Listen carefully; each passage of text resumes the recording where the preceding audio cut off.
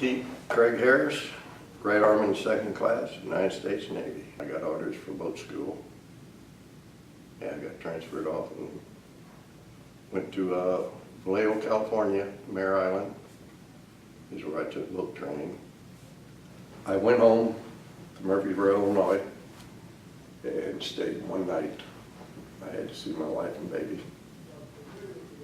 My parents and my wife and them took me to Marion to the airport. I flew from Marion into St. Louis. I caught a flight from St. Louis to Chicago. Then we flew to SeaTac. And then we were transported up.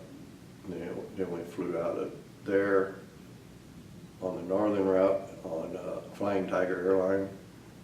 We flew into Juneau, Alaska, out of there to Sasebo, Japan, and then from there into Cameron Bay, Vietnam. When I left Marion, it was about 72, 73 degrees. And it just got colder and colder everywhere you stopped. It was snowing, raining and sleeting and snowing in SeaTac when we left there. And when we got to Juneau, Alaska, they were working on the terminal.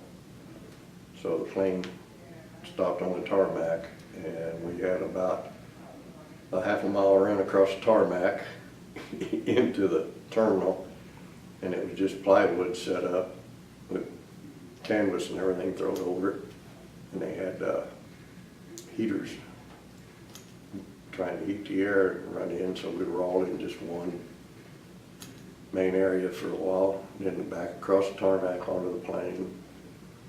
That was probably, I'm going to guess it was down around 0 or a little bit below, and we're all in short sleeve shirts. You know, didn't have anything. Land in Sasebo, Japan. It's about 88 degrees.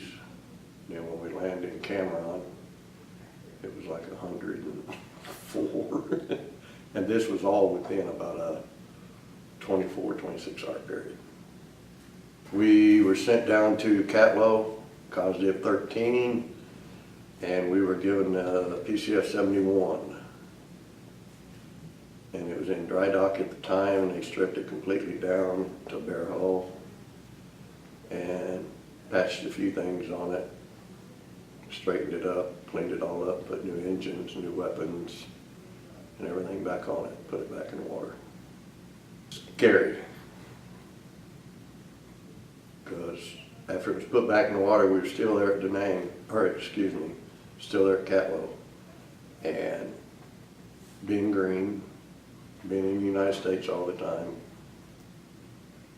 with training, it just doesn't hit you until the reality of war hits you real quick, and you learn things you never thought of.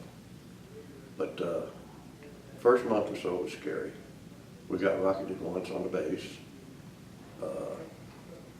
If you draw duty, boat duty, you were on the piers at night, you slept on the boat. And the different boats that was down there, whoever had watch off of whatever boat, you walk along, they're checking the water. We would pop flares to make sure nothing was sappers, nothing was swimming up, or they weren't any sampan or boats trying to sneak you in. You walk on your boat or any other boat, pull the pins and throw concussion grenades over the side, just to make sure nothing was in the water and that. So it was just, yeah, it was a different life. It wasn't like training. Because at training, you know, we got off the boats and we were running that, and then went back to your base and went on the mess hall, and you had a good hot meal, and went to your barracks and had a good, you know, had TVs and you had bunks, and you know, just a little different on that. Board and search. We boarded and searched. We inserted and extracted SEALs. We inserted and extracted regional forces, popular forces that were commonly referred to as rough puffs. Kit Carson Scouts, which were Viet Cong that had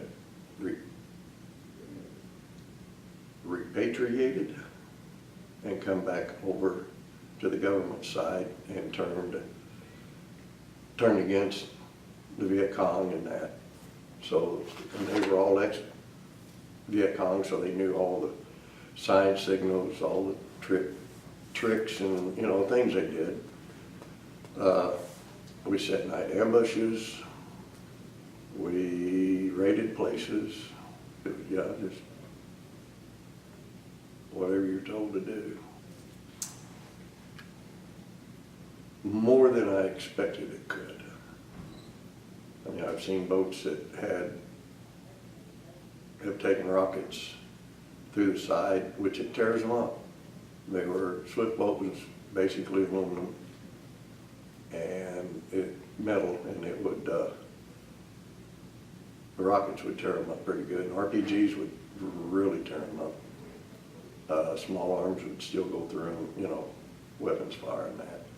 But unless they were hit in the engines or had a gaping hole, I mean a gaping hole below the water line and that, they held up way better than you thought they would. We were fortunate. On the board and searches, no, our boat, we never come across weapons.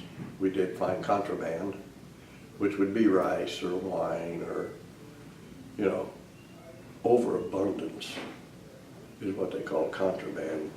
More than one family could eat in a year is a pretty good sign that something's going wrong. We found papers, which were Viet Cong papers, you know, because they were different people, couriers, and sending messages back and forth. We found a few of them.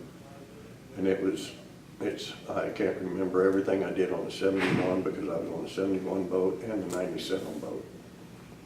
And with my memory and everything, some things get crossed. We might have done on a 97, I'm thinking 71, or done on 71 and it was on the 97, you know, it's a blur to me.